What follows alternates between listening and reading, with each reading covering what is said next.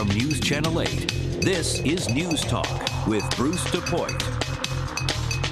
What do you all hope is part of this? One of you can start, but what do you hope is the foundation coming from both sides and something you really believe needs to be in there to have true reform?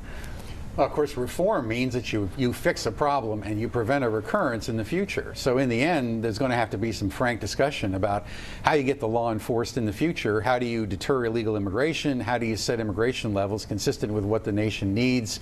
And it needs to answer the domestic priorities of the people. That's not happening. What we're having, we have a lot of post-election chatter, a lot of, I would argue, faux momentum in favor of what the administration claims, would be a mass amnesty. We think most people don't support that.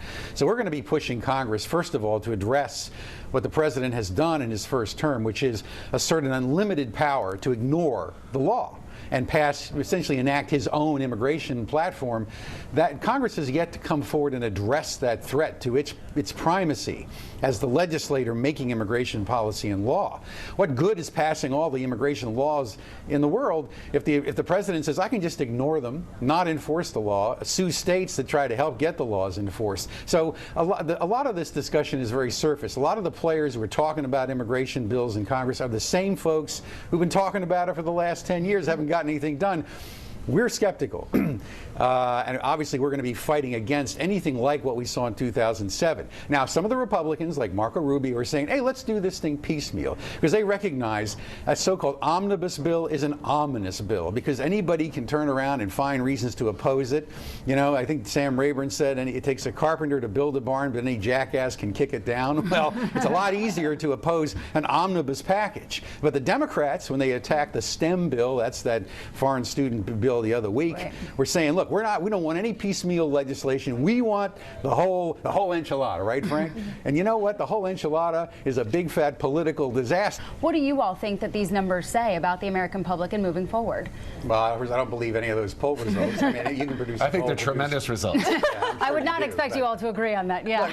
Look, both parties are facing kind of a split on the issue. I mean, ultimately, for the corporate wing of the Republican Party, they got to recognize that mass low-skill immigration is a political disaster, not only for Republicans long range, but for a low-tax, entrepreneurial, free society. Because the Democratic Party understands that immigrants vote so heavily Democrat coming in that institutionally they're trying to maximize mass immigration no matter what. On the other hand, the Democrats recognize that if they can stymie or hold back the amnesty efforts, they can bludgeon Republicans continually and try to blame Republicans to drive Latinos through this divisive strategy, frankly, of trying to somehow suggest that controlling immigration is, quote, anti-Latino. And that has helped produce the president, when he said to Latino voters before the election, we have to punish our enemies at the polls if they don't support a big amnesty program. What he's really saying is, I'm going to pursue the politics of division.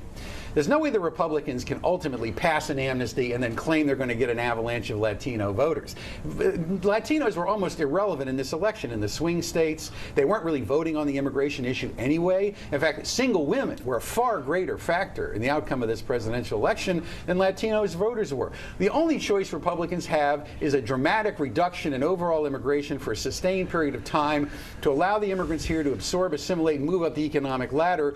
That's the solution the Republicans need to move toward, eliminating chain migration. In 2007, we saw some bills, some ideas moving toward that. Cut chain migration, eliminate the lottery, bring the levels down, and actually provide a nuanced, skilled-based immigration system that we as a people can actually regulate and control. What do you all think we'll start to see in terms of moving forward, and what will both sides be willing to accept and not accept as part of their policy, knowing that this could really have a big impact in terms of re-election and elections moving forward? Well, Republicans have to do a dry-eyed analysis of what the amnesty bill in 1986 did for Republicans. Ronald Reagan signed that bill, and it didn't produce any seismic shift of Latinos toward Republicans. In fact, amnesty would be a political disaster. Talk about a political cliff.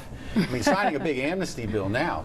In the end, the 86 amnesty was premised on the idea that if you gave an amnesty, there had to be ironclad guarantees of future enforcement. That did not happen. Now, the Obama administration has so undermined its credibility as a meaningful enforcement force. They're not enforcing immigration laws anymore in the United States. So any kind of promise of future enforcement in exchange for DREAM Act or amnesty today is a it's shredded and shivered in fragments, their credibility. Nobody would believe that. The basis for political compromise was undermined over the last 4 years as this administration has dismantled enforcement, sued states like Arizona and Alabama for trying to get cooperative agreements, basically said to everybody, we have the right to decide who's not going to come and who's going to get to come, who gets to stay, who doesn't, like they're some kind of dictators. Congress obviously cannot guarantee to the American people meaningful future enforcement as any part of a compromise. With this administration, they're saying, we basically have the right to ignore the law. Yesterday, Senator Menendez, right, he had an intern working for him who was here illegally, sex offender, who could have probably could have qualified for this so-called deferred action for childhood arrivals, the amnesty class. But a classic example of the politicization of this administration. They held back the arrest of this guy, even though Janet Napolitano knew he was here. Information to come to their attention solely because of the election.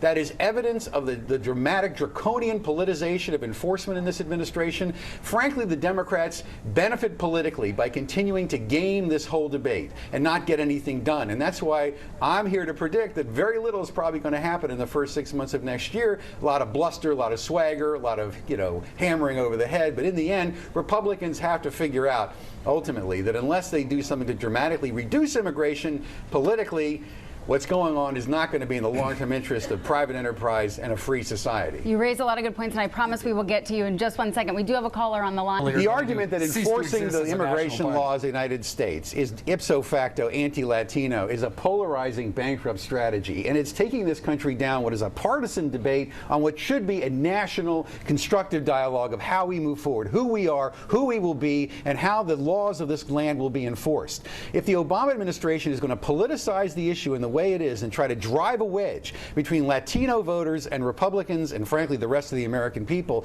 this debate is becoming ludicrous. It is becoming ludicrous, this idea that a Republican or any politician, and certainly a Democrat, can't stand up and say, I believe in securing our borders, I believe in enforcing the rule of law, is somehow going to... Well, you turn around and claim, well, all the Latinos voted for Obama because Republicans made a couple of comments in debates. You were saying Obama was the deporter. You tried to 11 million people. You tried to convince the American people that Obama, you guys tried to convince everyone that Obama was Mr. Tough on immigration, tough on enforcement, and then, Latinos voted for him in droves. Well, that's because Mitt Romney made a comment during the primary. That is such ludicrous. Latinos did not vote on the immigration issue, and Latinos, you're completely mischaracterizing the issue. I have a feeling I could let you all go probably all day on this issue. We want to get to... Yeah, in fact, this is a big issue, this alternative child tax credit, the minimum additional child tax credit issue. I mean, basically, this administration won't link up IRS and immigration enforcement. So basically, the IRS is handing out checks to people here illegally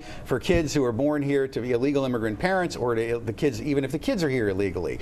And this continues and goes on. This is a massive hemorrhaging of our tax base. Continues to see this immigration-related fraud that's costing Americans billions of dollars. And if we don't start fixing our document security and start linking together these agencies, which this administration does not want to do, and which would provide the basis for real reform, we're going to continue to hemorrhage billions of dollars of taxpayer money to subsidize, this so-called low-cost labor. People have such low incomes through a lot of the immigrant stream that they're not paying. They don't have an affirmative federal tax liability. Essentially, it's a labor subsidy. Employers are driving American workers out of the labor force because we taxpayers are subsidizing essentially the displacement of our labor force as well as the financing of this so-called low-cost labor. And it's continuing without end. I mean, the labor force participation rate of the American people is plummeting. The American labor force is plummeting. BLS data this last time around, the reason the unemployment rate dropped is because Americans are simply dropping out of the labor force. Most new jobs are going to immigrants. Why is this? Because we're subsidizing our own